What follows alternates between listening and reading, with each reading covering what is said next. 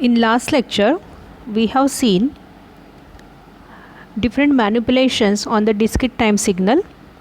There are two types of manipulations: transformation and representation of signals. In transformation, we have already seen what is folding, what is scaling, and what is shifting. Now in this lecture, we see representation of signals. How the signals can be represented and what the different parameters indicates. In the given signal at time t, that is x at plus b, this x at plus b can also be represented by x t plus b upon a. That means if you divide both the terms by a, we get t plus b upon a. In this given signal, a is scaling factor and b upon a is a shift in time domain. Based on these parameters, b upon a, which is shift in the time domain, we can decide whether your original signal will be shifted to left, right. So if b upon a is positive, signal xt shifted to left. If b upon a is negative, signal is shifted to right. If a is positive, here now last two parameters are for a, that is scaling factor. So if a is positive, xt will have positive slope, and if a is negative, xt will have negative slope. So this is how we can represent the signal.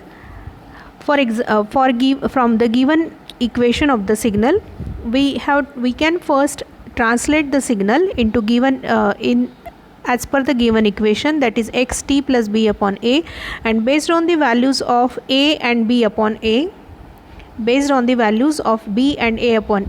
we can say that the signal is shifted to left or right, or it has positive slope or negative slope.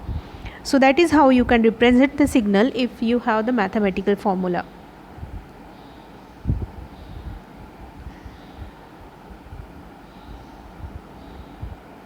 Now the next topic is representation of system.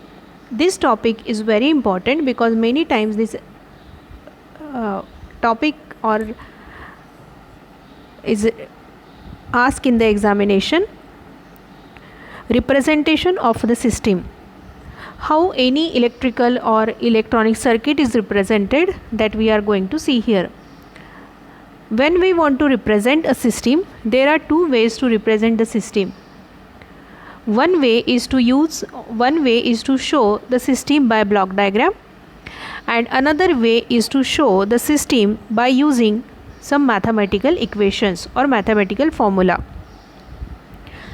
So what basically representation is? Representation of a system helps in visualizing the system with its components and their interconnection. Obviously, if we show the system by using electronic circuit, that electronic circuit contains some components and these components are connected to each other. So if you want to show the system by electronic circuit, it has some component and that component has some interconnection between them. Components are represented by symbols. All the electronic components have some standard symbols. So when we want to show that particular component, that symbol is used. An electrical system is thus represented by different symbols which represent resistors, capacitors, and any other devices. Block diagram and mathematical model are the two ways to represent the system. Here, for example, we already know that resistor is represented or shown by zigzag pattern. This diagram represent the block diagram, or how you can show the system by using diagram. This diagram shows that if the resistors are connected in series, overall resistor is R1 plus R2 plus R3. So in this diagram we have already seen that any electrical system or electronic system can be represented by the diagram as well as the equation.